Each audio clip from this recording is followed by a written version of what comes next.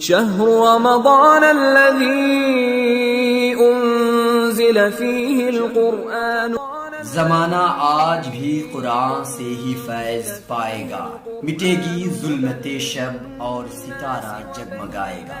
قرآن کریم کامیابی کی شاہ کلید ہے، یہ دائمی منشور اور دستور حیات ہے۔ قرآن کریم کا جہاں پڑھنا اور سننا باعث ثواب ہے، وہیں اسے سمجھنا بھی ضروری ہے۔ تو آئیے ناظرین سنتے ہیں اس ماہ رمضان تفسیر قرآن مولانا مفتی جسیم الدین قاسمی کے ساتھ۔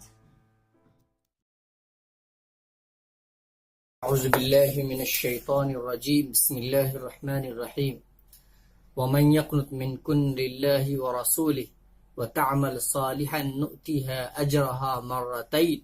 واعتدنا لها رزقا کریما۔ اس سے پہلے 21ویں پارے کی تفسیر کا خلاصہ پیش ہوا تھا، اب 22ویں پارے کی تفسیر کا خلاصہ پیش کیا جا رہا ہے۔ اس پارے کی پہلی آیت کے اندر اللہ تبارک و تعالیٰ نے ازواج مطہرات کو مخاطب کیا ہے اور یہ فرمایا ہے کہ اگر ان معزز خواتین نے نیک اعمال کیے، اللہ کے حکم کی اطاعت کی، تو انہیں دوگنا اجر ملے گا۔ اس سے واضح ہوتا ہے کہ اگر ان لوگوں نے برے اعمال کیے تو انہیں عذاب بھی دوگنا ملے گا۔ اس کے بعد کی آیت یعنی آیت 32 کے اندر، سورہ احزاب کی آیت 32 کے اندر اللہ تبارک و تعالی نے ان ازواج مطہرات کے واسطے سے امت کی تمام خواتین کو یہ ہدایت دی ہے کہ اگر کسی اجنبی مرد سے بات کرنے کی نوبت آئے اور ضرورت پیش آ جائے تو اس وقت بات اس طریقے سے کرنا چاہیے کہ ان کے لہجے کے اندر، ان کے انداز کے اندر، ان کی آواز کے اندر نرمی، کشش اور اٹریکشن نہ ہو، بلکہ سوکھے اور پھیکے انداز میں بغیر بد اخلاقی کا مظاہرہ کیے اپنی بات کہہ دینی چاہیے۔ اس کے بعد اللہ تبارک و تعالیٰ نے آیت 33 کے اندر یہ فرمایا کہ عورت کا جو اصل مقام ہے وہ اس کا گھر ہے۔ اس کا یہ مطلب نہیں کہ عورت بالکل بھی گھر سے نہیں نکل سکتی اور 4 دیواری کے اندر اس کو قید رہنا پڑے گا، نہیں، بلکہ ضرورت کے وقت عورت اپنے گھروں سے نکل بھی سکتی ہے۔ لیکن اس آیت کے اندر یہ فریضہ بتلا دیا گیا کہ گھر اور خاندان کی تعمیر عورتوں کا اصل فریضہ ہے، لہذا کوئی بھی ایسا کام جو اس کے اصل مقصد زندگی میں رکاوٹ بنے وہ کبھی درست نہیں، کبھی مناسب نہیں اور کبھی ناجائز بھی ہوگا۔ اگر مرد و عورت دونوں گھر سے باہر رہنے لگیں اور گھر کے اندر عورتیں نہ رہیں تو اس سے معاشرے کے اندر توازن برقرار نہیں رہ پائے گا، سوسائٹی اور گھروں کے اندر ایک بیلنس برقرار نہیں رہے گا کہ اگر جب دونوں باہر ہی کام کریں گے تو آخر بچوں کی پرورش کون کرے گا، اور اس طریقے سے جو گھر کے نظم و نسق کا کام ہوتا ہے وہ کون انجام دے گا۔ اس لیے اسلام کا مزاج یہ ہے کہ عورتیں گھروں میں رہ کر گھریلو کام دیکھیں، بچوں کی پرورش کریں، شوہر کی خدمت کریں، اور مرد رزق کی تلاش میں باہر جائے اور حلال کمائی کر کے گھر واپس آئے۔ اس آیت کے اندر اللہ تبارک و تعالی نے یہ فرمایا ہے کہ اللہ یہ چاہتا ہے کہ اے اہل بیت، اے اللہ کے رسول صلی اللہ علیہ وسلم کے گھر والوں، اللہ چاہتا ہے کہ تم سے گندگی کو اللہ دور کر دے۔ اس آیت کے اندر اہل بیت سے براہ راست تو ازواج مطہرات یعنی نبی صلی اللہ علیہ وسلم کی بیویاں مراد ہیں، لیکن اس آیت کے عموم کے اندر رسول اللہ صلی اللہ علیہ وسلم کی صاحبزادیاں اور ان کی اولاد بھی داخل ہیں، یعنی اہل بیت میں یہ لوگ بھی داخل ہیں۔ اسی لیے رسول اللہ صلی اللہ علیہ وسلم نے ایک دفعہ حضرت فاطمہ، حضرت علی، حضرت حسن، حضرت حسین ان تمام کو ایک چادر میں لپیٹ لیا اور اس وقت یہ آیت تلاوت فرمائی تھی۔ اس کے بعد آیت 36 کے اندر اللہ تبارک تعالیٰ نے فرمایا کہ اللہ اور اس کے رسول کا جب فیصلہ آ جائے تو کسی بھی انسان کو یہ گنجائش نہیں کہ اس کے خلاف جائے۔ یہ آیت اس وقت نازل ہوئی جب رسول اللہ صلی اللہ علیہ وسلم نے بہت سارے صحابہ جو تھے ان کے رشتے بھیجے کچھ خاص لوگوں کے پاس، تو کچھ رشتے تو قبول ہوئے اور کچھ قبول نہیں ہوئے۔ اس وقت یہ آیت نازل ہوئی کہ عام طور پہ قبول نہ ہونے کی جو وجہ تھی وہ خاندانی تفوق اور مالی اعتبار سے اعلیٰ ہونا تھا۔ گویا اس آیت کے اندر اللہ تبارک و تعالیٰ نے ایک تعلیم تو یہ دی کہ محض خاندانی اور مالی بڑھوتری، زیادتی اور تفوق کی وجہ سے انسان کسی اچھے رشتے کو نہ ٹھکرائے۔ ہاں، یہ بات ضرور ہے کہ ایک حد تک شریعت نے کفات کا اعتبار کیا ہے کہ عورت کی شادی ایسی جگہ کی جانی چاہیے جو اس کے اعتبار سے اس کے برابر ہو یا اس سے اعلیٰ ہو، اس لیے کہ اس میں رشتے اچھی طرح سے نبھتے ہیں اور رشتے میں دوام آتا ہے۔ اگر عورت کی شادی ایسی جگہ کر دی جائے جو خاندانی اعتبار سے، حسب و نسب کے اعتبار سے، تعلیم کے اعتبار سے، رہن سہن کے اعتبار سے مرد لڑکا گھٹیا ہو، تو اس صورت میں بہت سے رشتے نبھتے نہیں۔ اسی لیے ایک حد تک کفات کا اعتبار بھی ہے، لیکن اس کے باوجود رشتہ ہو جاتا ہے، نکاح ہو جاتا ہے۔ اور اس آیت کے اندر یہ گویا تعلیم دی گئی ہے کہ محض خاندانی تفوق کو، خاندانی اعتبار سے اعلیٰ ہونے کو، مالی اعتبار سے اعلیٰ ہونے کو رشتے کے قبول کرنے اور نہ کرنے میں معیار نہیں بنانا چاہیے، بلکہ سب سے بڑی چیز جو ہے وہ دینداری اور اخلاق، اس کو اصل میں معیار بنایا جانا چاہیے۔ اور اس سے بڑی تعلیم اس آیت کے اندر یہ ہے کہ رسول اللہ صلی اللہ علیہ وسلم اور اللہ کا جب کوئی حکم ہو تو اس کے خلاف انسان کو اپنی عقل سے فیصلے نہیں کرنا چاہیے۔ اس آیت کے نزول کے بعد وہ جو رشتے منع ہوئے تھے ان لوگوں نے بھی ان رشتوں کو منظور کر لیا۔ اس کے بعد اللہ کے رسول صلی اللہ علیہ وسلم کے جو لے پالک بیٹے تھے زید بن حارثہ رضی اللہ تعالی عنہ، ان کے تعلق سے، ان کے نکاح وغیرہ کے تعلق سے باتیں ہیں جس کا ذکر اس سے پہلے 21ویں پارے کے اندر آ چکا ہے۔ آیت 49 کے اندر یہ حکم بیان کیا گیا ہے کہ اگر رخصتی سے پہلے ہی عورت کو طلاق ہو جائے تو اس صورت میں عورت پر عدت واجب نہیں ہے۔ نکاح ہوا تھا لیکن میاں بیوی بسے نہیں ایک ساتھ، رہے نہیں ایک ساتھ، تو اس صورت میں عدت واجب نہیں۔ اور یہ بھی حکم دیا گیا ہے کہ اچھے طریقے سے عورت کو رخصت کر دو کہ مہر کے علاوہ اس کو متع یعنی ایک جوڑا کپڑا بھی اس کو دے دو، اور عزت کے ساتھ رشتہ جس طریقے سے ہوا تھا اس طریقے سے عزت سے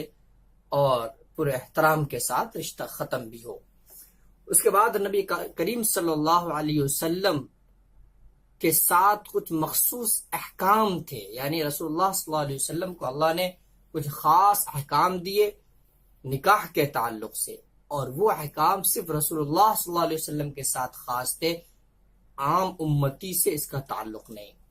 ان میں سے پہلا حکم تو یہ تھا کہ رسول اللہ صلی اللہ علیہ وسلم کو 4 سے زائد بیویاں رکھنے کی اجازت دی گئی۔ چونکہ جب یہ حکم آیا کہ نکاح صرف 4 عورتوں سے ہو سکتا ہے، اس سے زیادہ سے نہیں، تو اس آیت کے نزول کے بعد، یہ حکم آنے کے بعد، وہ صحابہ جن کے نکاح میں 4 سے زیادہ خواتین تھی، انہوں نے بقیہ کو طلاق دے کر 4 پر انہوں نے اکتفا کیا قرآن کریم کا حکم آنے کے بعد۔ اللہ کے رسول صلی اللہ علیہ وسلم اگر طلاق دے دیتے 4 سے زائد بیویوں کو، تو ظاہر سی بات ہے کہ وہ چونکہ امت کی مائیں ہیں، جیسا کہ آگے آ رہا ہے، ان کا نکاح دوسرے کسی انسان سے نہیں ہو سکتا، اس لیے وہ بے سہارا ہو جاتی۔ پھر رسول اللہ صلی اللہ علیہ وسلم کے نکاح میں ہونے کا جو ان کو شرف حاصل ہوا تھا اس سے محروم بھی ہو جاتی، اس لیے اللہ تبارک و تعالی نے 4 سے زائد بیوی رکھنے کا رسول اللہ صلی اللہ علیہ وسلم کو ایک خاص حکم دیا۔ رسول اللہ صلی اللہ علیہ وسلم نے 11 نکاح کیے۔ اس کے بعد ایک خاص حکم یہ ہے کہ عام امتی کے لیے جائز ہے کہ اہل کتاب یعنی عیسائی اور یہودی عورتوں سے نکاح کر سکے، لیکن رسول اللہ صلی اللہ علیہ وسلم کے لیے منع تھا۔ کہ آپ اہل کتاب یعنی یہود و نصارہ کی عورتوں سے نکاح نہیں کر سکتے۔ اسی طریقے سے ایک حکم خاص یہ بھی تھا کہ جو عورتیں ہجرت کر کے نہیں آئی ہیں اور مکہ کے اندر ہیں، مسلمان ہیں اگرچہ، رسول اللہ صلی اللہ علیہ وسلم سے ان کا نکاح نہیں ہو سکتا۔ اسی طریقے سے ایک حکم یہ بھی تھا، بلکہ ایک اجازت یہ بھی تھی کہ آپ بغیر مہر کے بھی نکاح کر سکتے تھے۔ اور اس کے علاوہ ایک اور رخصت اور اجازت خاص حکم یہ تھا رسول اللہ صلی اللہ علیہ وسلم کے لیے کہ عورتوں کے لیے یعنی ایک سے زائد بیوی ہونے کی صورت میں ان کے لیے باری مقرر کرنا واجب نہیں تھا، ضروری نہیں تھا۔ عام امتی کے لیے جبکہ یہ واجب ہے کہ اگر ایک سے زائد عورتیں ہوں ان کے پاس ان کے نکاح میں تو ان کے لیے وقت متعین کرے، ان کے لیے دن متعین کرے کہ ان کو اتنا وقت دیا جائے گا اور سب کو برابر دے، اور کون سا وقت کس کو دینا ہے وہ طے کرے۔ رسول اللہ صلی اللہ علیہ وسلم کی یہ پابندی نہیں تھی، لیکن اس کے باوجود رسول اللہ صلی اللہ علیہ وسلم نے اخیر کے جو یہ دونوں احکام تھے یعنی بغیر مہر کے نکاح اور باری مقرر نہ کرنا یعنی باری مقرر کرنا واجب نہ ہونا، ان دونوں سہولتوں سے رسول اللہ صلی اللہ علیہ وسلم نے کبھی فائدہ نہیں اٹھایا، بلکہ ہمیشہ اعلیٰ اخلاق کا مظاہرہ کیا، اور جب بھی نکاح کیا تو مہر بھی ادا کیا، اور اسی طریقے سے بیویوں کے درمیان باری بھی خود رسول اللہ صلی اللہ علیہ وسلم نے مقرر کی۔ اس سے ہمیں سبق ملتا ہے کہ اللہ کے بہت سارے احکام ہوتے ہیں جہاں پر اجازت ہوتی ہے کہ کرے تو صحیح، نہ کرے تو صحیح، لیکن اس میں بہتر طریقہ جو وہ اپنانا چاہیے۔ مثال کے طور پر سفر میں روزہ نہ رکھنے کی گنجائش ہے، بعد میں اس کو قضا کر لیں، لیکن بہتر یہ ہے کہ اس اجازت سے فائدہ نہ اٹھا کر سفر میں بھی رمضان مبارک کے اندر روزے رکھیں، تاکہ وہ فضیلتیں جو رمضان میں حاصل ہوتی ہے مومن کو وہ ان فضیلتوں سے محروم نہ ہو ہم۔ اس کے بعد آیت 52 میں اللہ تبارک و تعالیٰ نے آیت 52 جو ہے یہ پچھلی دو آیتوں کے کچھ عرصے بعد نازل ہوئی ہے۔ پیچھے جیسا کہ آیت 28 اور 29 میں ازواج مطہرات کو اختیار دیا گیا تھا کہ وہ چاہے تو رسول اللہ کو اختیار کریں اور چاہے تو وہ اختیار نہ کریں، اور دنیاوی عیش و عشرت کو اختیار کر کے رسول اللہ صلی اللہ علیہ وسلم سے علیحدہ ہو جائے، تو ان لوگوں نے رسول اللہ صلی اللہ علیہ وسلم کے ساتھ رہنے کو پسند کیا تھا۔ اس پر اس آیت کے اندر اللہ تبارک و تعالیٰ نے رسول اللہ صلی اللہ علیہ وسلم کو یہ حکم دیا کہ ان عورتوں نے آپ کو پسند کیا ہے، اسی لیے ایک خاص انعام ان عورتوں کے لیے یہ ہے کہ آپ مزید شادیاں نہیں کر سکتے، اسی لیے رسول اللہ صلی اللہ علیہ وسلم نے اس کے بعد کوئی اور نکاح نہیں فرمایا۔ اس کے بعد گھریلو آداب اور پردے وغیرہ کے احکام مذکور ہوئے ہیں۔ آیت 53 میں 3 احکام دیے گئے ہیں۔ ایک حکم تو یہ ہے کہ بغیر اجازت کے کسی کے گھر نہ جاؤ، جب بلائے تو جاؤ، اور جس وقت بلائے اسی وقت جاؤ، اس سے پہلے نہ جاؤ، اور جب کام ہو جائے تو واپس ہو جاؤ۔ اسی طرح یہ حکم اس وقت آیا جب حضرت زینب رضی اللہ تعالی عنہ سے جب رسول اللہ صلی اللہ علیہ وسلم کا نکاح ہوا تو ولیمے میں کچھ صحابہ آئے اور دیر تک بیٹھے رہے۔ رسول اللہ صلی اللہ علیہ وسلم اپنے اعلیٰ اخلاق کی وجہ سے انہیں خود منع تو نہ کر سکے، لیکن اللہ تبارک و تعالیٰ نے ایک عام حکم جاری کر دیا کہ ہمیشہ یہ مسلمان اور پوری دنیا کے انسان اس بات کا لحاظ رکھیں کہ کسی کے گھر بلا وجہ جا کر ان کے لیے پریشانی کا باعث نہ بنے، اور جائیں تو کام ہونے کے بعد فوراً واپس ہو جائے، اس لیے کہ بہت ساری انسان کی پرائیویٹ میٹرز ہوتے ہیں، پرائیویسی ہوتی ہے، ان میں خلل واقع ہوتا ہے۔ اس طریقے سے دوسرا حکم یہ دیا گیا کہ عورتوں پر حجاب اور پردہ لازم ہے۔ عورتوں کے حجاب کے تعلق سے موٹی بات آپ یہ سمجھ لیں کہ عورتوں کے پردے کے 4 درجات ہیں۔ ایک تو یہ ہے کہ وہ حصہ جو سطر ہے یعنی ناف سے لے کر گھٹنے تک، نیول ٹو نی، یہ جو حصہ یہ سطر ہے، اس کو عورت دوسری مسلمان عورتوں کے سامنے، اپنے محرم عورتوں کے سامنے بھی اس حصے کو نہیں کھول سکتی، صرف شوہر کے سامنے ضرورت کے وقت کھول سکتی ہے۔ اس کے علاوہ پیٹھ، کمر اور سطر کا جو یہ حصہ ہے، ان حصوں کو اپنے محرم مردوں کے سامنے بھی نہیں کھول سکتی، پیٹھ، کمر اور یہ حصے۔ اس کے علاوہ پردے کا جو تیسرا درجہ ہے عورتوں کے لیے وہ ہے جو نماز کے لیے پردہ ہے، یعنی چہرہ، دونوں ہتھیلی اور دونوں قدم، پیر دونوں، ان کے علاوہ باقی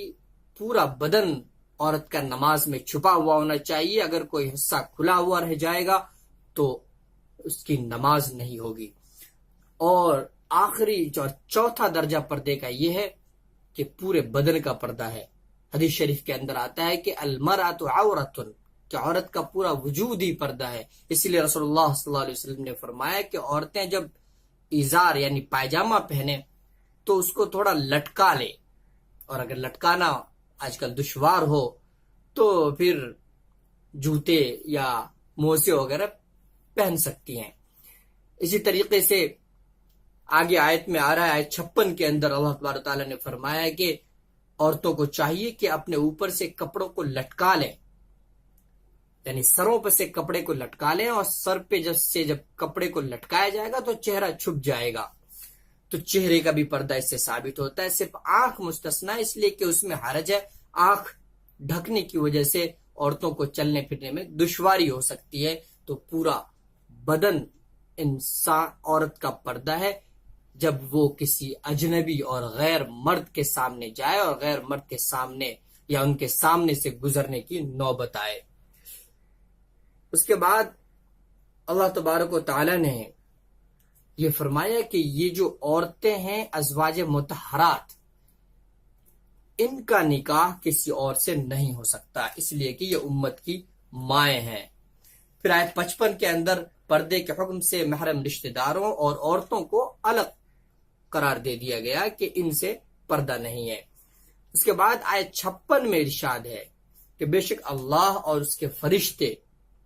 نبی صلی اللہ علیہ وسلم پر درود بھیجتے ہیں، اے ایمان والو تم بھی ان پر درود بھیجو اور خوب سلام بھیجا کرو۔ چہرے کی پردے کی بات جو میں نے کہی تھی وہ آیت 56 میں نہیں بلکہ آیت 59 کے اندر ہے۔ اللہ نے فرمایا اے نبی تم اپنی بیویوں اور اپنی بیٹیوں اور مسلمانوں کی عورتوں سے کہہ دو کہ وہ اپنی چادریں اپنے اوپر یعنی منہ پر لٹکا لیا کریں، اس طریقے میں اس بات کی زیادہ توقع ہے کہ وہ پہچان لی جائیں گی تو ان کو ستایا نہیں جائے گا۔ دراصل جو منافقین تھے جن کے دل میں ایمان نہیں، بظاہر وہ ایمان ظاہر کرتے تھے، وہ عورتوں کو چھیڑا کرتے تھے جب عورتیں گھروں سے باہر نکلتی تھی۔ تو اس لیے اللہ نے فرمایا کہ وہ اپنے پردہ کر کے نکلیں، چہرے کو چھپا کر کے نکلے، اس لیے کہ جو پردے کے اندر نکلیں گی تو انہیں پتہ چل جائے گا کہ یہ معزز خواتین ہیں، یہ نیک اور صالح خواتین ہیں، اور اس کے برخلاف جو بن ٹھن کر فیشن کے ساتھ آدھا بدن کھول کر نکلنے والی ہیں، گویا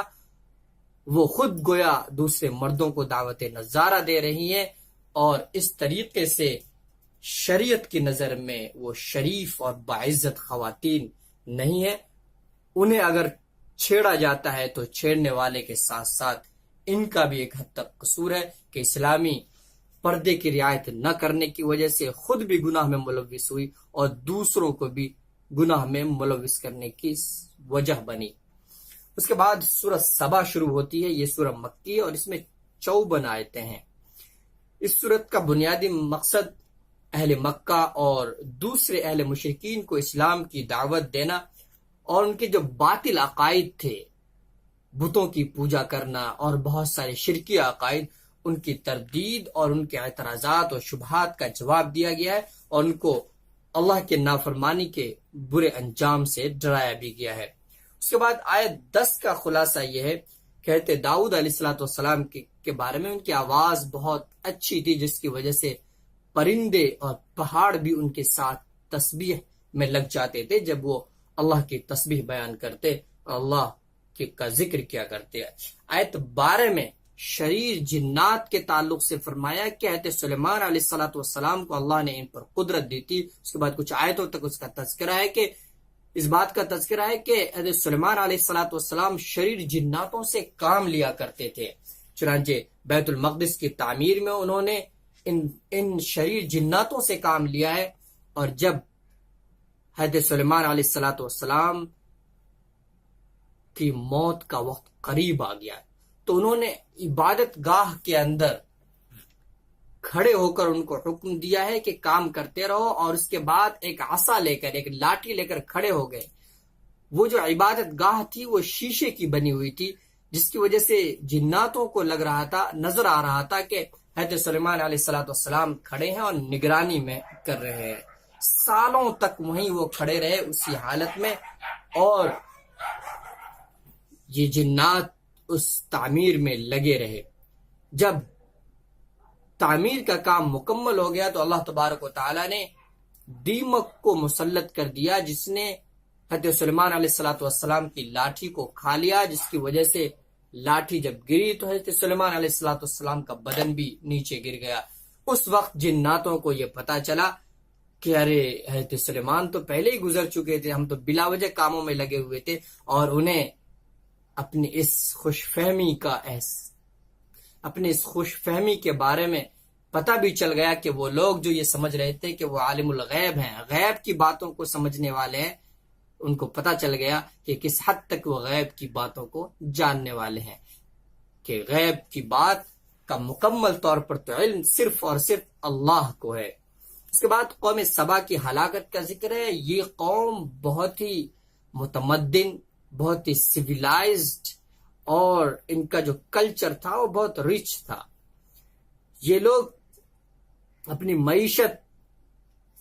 پہ اتراتے تھے، ان کی جو معیشت تھی وہ کھیتیاں تھی اور باغات تھے، اور ان دولت کے نشے میں یہ لوگ اللہ کے نافرمان بن گئے۔ تو اللہ تبارک و تعالیٰ نے عذاب اس طریقے سے بھیجا کہ معارف کے مقام پر ایک بند تھا، پانی کو روکنے کا ایک بند تھا، جس کے پانی سے ان کی زمینیں سیراب ہوتی تھی۔